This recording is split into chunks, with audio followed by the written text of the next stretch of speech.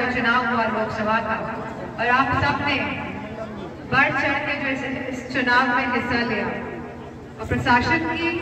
सख्ती थी, लेकिन इसके बावजूद हमारे संगठन, हमारे बूथ अध्यक्ष और सभी कार्यकर्ताओं ने आप सबके सहयोग से एक एक वोट जो बूथ में आप सबने पहुंचाने का कार्य किया, तो आप सबका बहुत बहुत धन्यवाद और आभार। हम सभी जानते हैं कि उत्तर प्रदेश में जब चुनाव के नतीजे आए तो हम 37 सांसद चुन के आए हैं, और समाजवादी पार्टी के 37 सांसद जो चुन के आए हैं उसमें भी सबसे ज्यादा वोटों से अगर कोई जीत के आया है तो वो मैनपुरी की सांसद जीत के आई है, और यह तभी संभव हो पाया है जब आप सबका सहयोग, साथ, समर्थन मिला है। और परिस्थितियां बहुत विपरीत थी उस समय, जहां शासन प्रशासन की शक्ति का अनुमान नहीं लगाया जा सकता है, लेकिन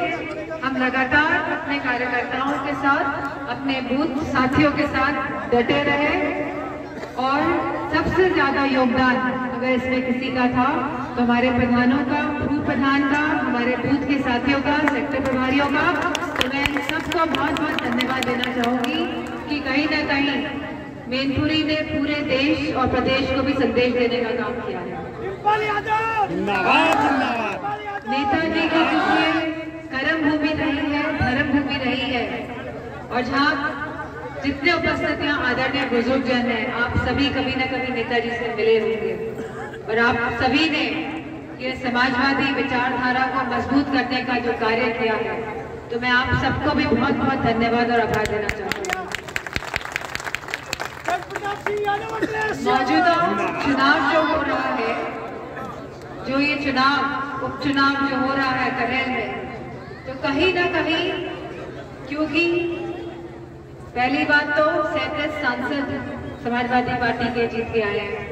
और दूसरी उससे भी बड़ी बात कि अयोध्या हार के आए हैं, है कि नहीं?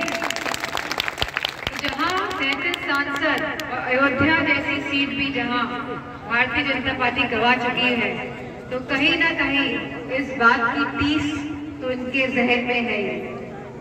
और वह चाहते हैं कि करेल, क्योंकि हमारा क्षेत्र है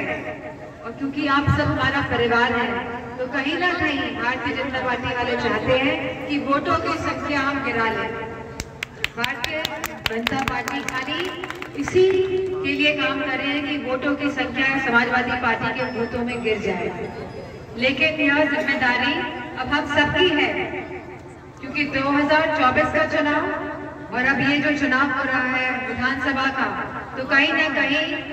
ये कड़ी 2027 के चुनाव से भी जोड़ी जाएगी। तो हम सबकी, केवल हम सबका एक ही लक्ष्य होना चाहिए कि वोटों की गिनती गिरे ना, कि हमारा वोट बूथ तक पहुंच जाए। तो इसमें मुझे पता है कि आपका हमेशा सहयोग और साथ रहा है, लेकिन ये